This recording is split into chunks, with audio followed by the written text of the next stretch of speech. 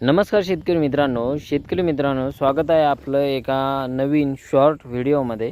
शेतकरी मित्रांनो, आपण कोबी फ्लॉवरचं रोप टाकत असतो, पण या हीटमध्ये ह्या उन्हाच्या दिवसांमध्ये त्या रोप जळण्याचं खूप प्रमाण होतं।